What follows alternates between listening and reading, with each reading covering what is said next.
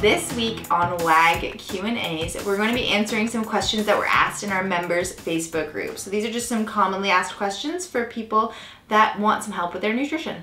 A raw piece of meat or vegetable, a raw vegetable, is going to weigh almost exactly the same as another raw piece of meat that's the same, or another raw vegetable that's the same. When you cook food, it's going to be losing some of the water. So the water that's in it is going to start evaporating and it's going to get lighter. Or in the case of something like pasta or rice, it's going to absorb more water and it's going to become heavier once it's cooked. So this is going to change the weight when you're weighing and measuring your food, and therefore that can affect the nutrition information that you're inputting in whatever you're using to track your food.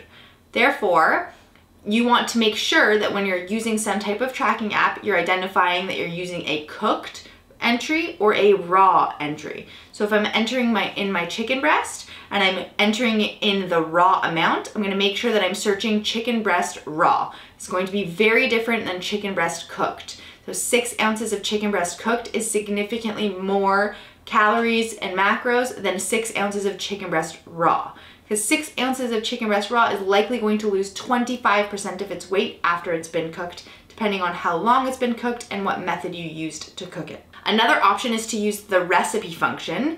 And if you go to the WAG YouTube channel and you go to our MyFitnessPal tutorials where it teaches you how to track a recipe in bulk, it will help you see that you can enter in the recipe how much meat you have raw, then you know how much meat you have cooked, and then it will be able to do the calculations for you based on your own serving size. So that's if you're going to be cooking meat in bulk. So I take all of the raw amount, I'm going to put that in the recipe function. Then once I have it all cooked, I know how much it weighs cooked, and that's going to be the serving size once I enter it. And then when I enter it into my app, I just put how much of that particular recipe that I ate.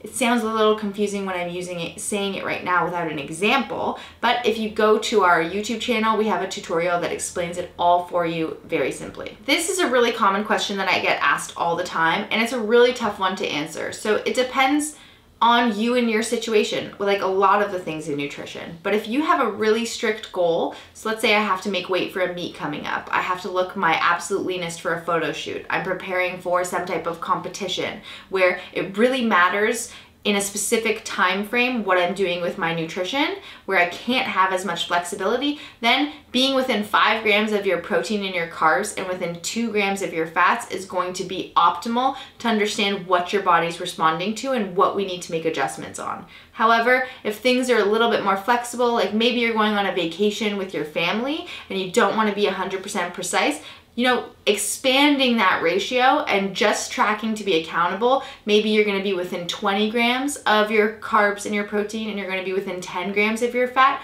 That's okay too. It's just important to understand that that might mean that progress is slower and you're not going to achieve your goal as quickly. One of the craziest situations that we've noticed is we had a client who was saying that they were eating 200 grams of protein, but they were absolutely starving. And we asked them for photos of the food that they were eating. And we realized they were only having like 1 piece of chicken breast. And we're like, what is going on?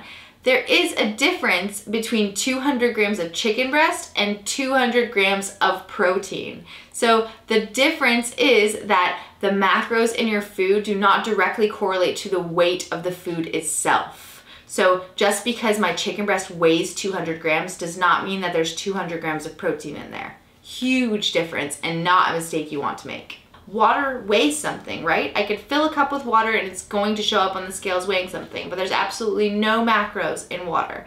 Or I could have a protein bar that doesn't really weigh that much. Maybe on average a protein bar is 60 grams in weight, but it's going to have many more macros in different variations. So it could have 12 grams of fat, 25 grams of protein, and 30 grams of carbs. So it's not exactly as clean cut as this is how much it weighs, this is how many macros it is. It's really important to read your nutrition labels and see what it is actually in your food. Absolutely love that the members in the Team WAG Facebook group are sending in some questions for me to answer in these Q&As. But if you're not a member of WAG, I want to hear from you too. So post a question in the comments and I'll definitely answer them on these Monday Q&As.